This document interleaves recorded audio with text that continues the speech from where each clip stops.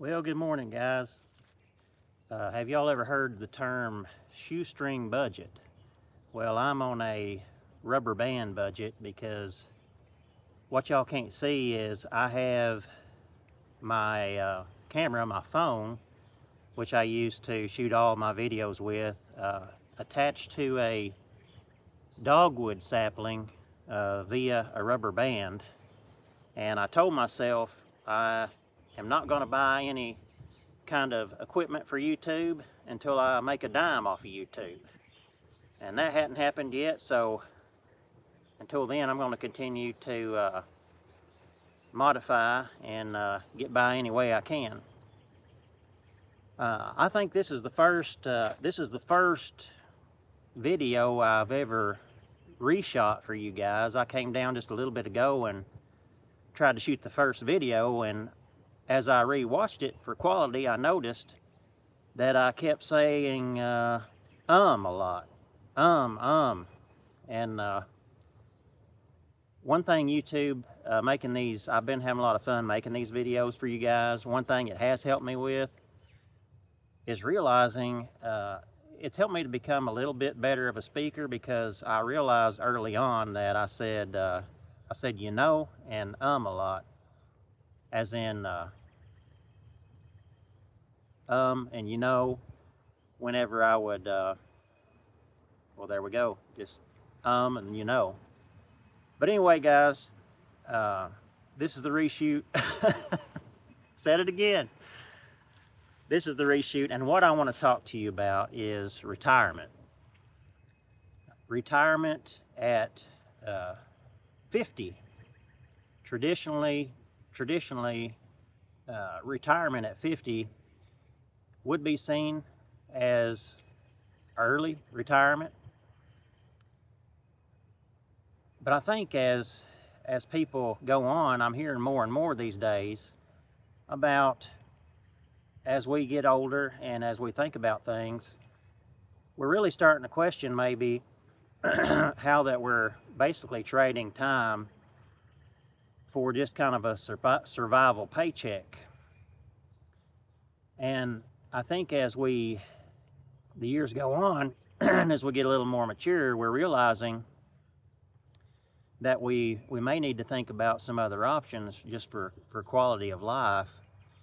Now, I think a lot of us maybe feel, I know I feel, in this current economic system we're in, that we are just kind of a cog in the whole beastly machine, just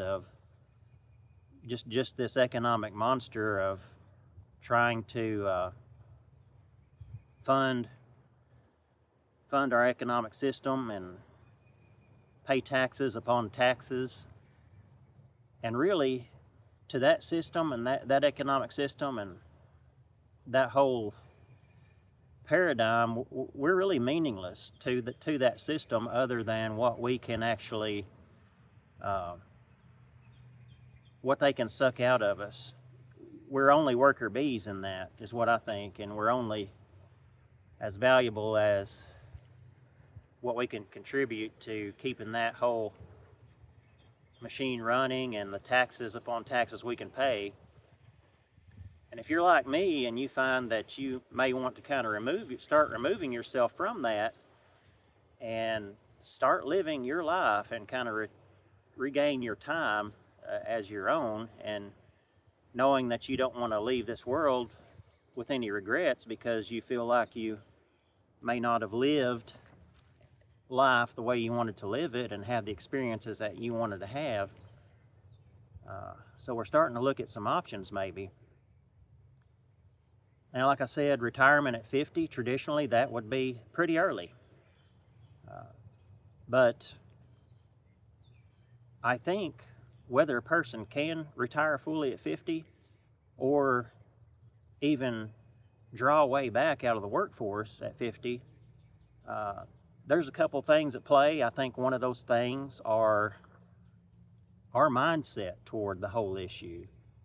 I think fear, people that are fearful and afraid, I think that holds people back a whole lot. about what would happen if they reduced their work hours or went to some kind of part-time endeavor or tried to start an entrepreneurship, or their own business or whatever, and then, or even cut back, part-time and reduce their work hours. I think they're afraid. And another thing is, I think it depends on what does retirement look like for you? What would you consider an optimal, ideal retirement? If you're someone that maybe you have a big family, grandkids, or whatever, and if you're someone that would like to keep the current, standard of living you have and make exactly the same amount of money, and if you're someone, like say you have a big family, maybe the idea of retirement for you is going to Disney World every year, or taking cruises, or taking the family out to eat a whole lot every Sunday, or doing things that require more of those expenses. I think it is going to probably be harder for you. So you're going to have to really have your stuff tightened up and have a plan in place, whether that be any kind of investments or 401k or what. And some of you guys may be sitting pretty on that. Some of you might be ready to do that. And all you've got to do is just make the decision to decide which is more important, your role at work or your role in the family. That's great. But most people, I think, who would like to keep their standard of living as it is now and also spend the way that they've always spent money, may be harder for them. Well, if you're like me and the ideal retirement for you is, like I say, withdrawing yourself from the rat race, trying to become a less important and less dependent on component of this whole economic paradigm that we have. This whole, man, it's just like a big man-eating beast, this whole thing. If you're trying to withdraw yourself from that and become less of someone who is, it's almost like the system as it is now is parasitic. If you're trying to get out of that and live life on your terms and live life in a way that you enjoy and that you won't have any regrets about when it comes time to leave this life, well, it might be easier than you think. If you are someone like me who just would like to have a very modest home on paid-for land, just 4 walls and a roof above you, with adequate, simple food and clean water to drink and fresh air to breathe, and someone who wants to get out in the sunshine and take long walks with a dog, maybe garden and read a few good books, maybe go fishing. Well, I think that early withdrawal from our standard way of doing things and standard rat race, I think it might be easier. It might be more in reach than you even realize. I'll use my dad as an example. He's 77, and I think he's been retired close to 20 years as of now. And Dad, he has his own paid-for land, his own paid-for modest house. I think it's a 700-800 square foot house, which is just fine for him, and which he built with his own 2 hands. Did everything himself. He draws less than $1,000 per month on Social Security. And get this, on that less than $1,000 per month, he has been able to pay all his bills, get his groceries that he needs, and still, even on that meager income that he's getting from Social Security, he's been able to actually save a portion of that monthly income and put it in the bank. He's been doing that for several years. And another remarkable thing is that the land that he acquired and the house that he built all on his own, the well that he put down.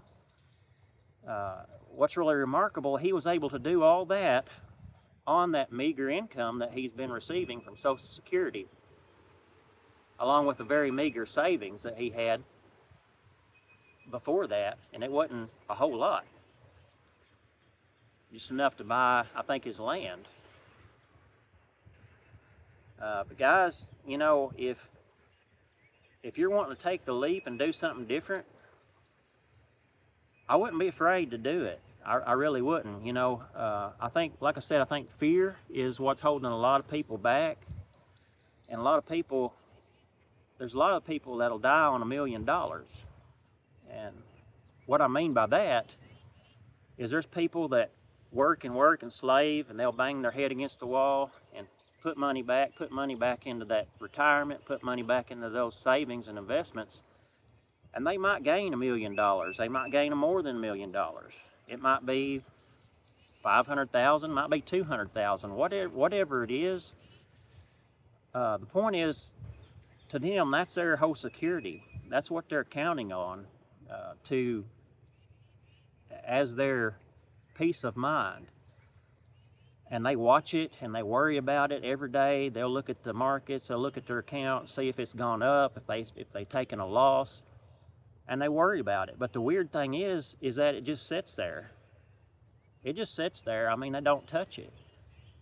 And a lot of times they don't ever touch it until they're gone. And then what are they going to do? You know, what good has it done? They went day to day in their life living on a certain income, but they never touched that nest egg that was in the bank. And you may say, well, that can go to their kids. It'd be beneficial for the kids. Well, a lot of times the kids, you know, they'll fight over it. They'll fight over it, and it's a mess, or they might blow it. And even if it's one person, they might blow it, or they might do the same thing. They'll just put it back and sit on it, and that money just might sit there indefinitely, all the time, just losing value, and it does nobody any good. And they didn't live the way they wanted to someday, you know. And y'all, someday is today. It could have been yesterday. But, you know, these are just my thoughts on it. I think we ought not to be afraid.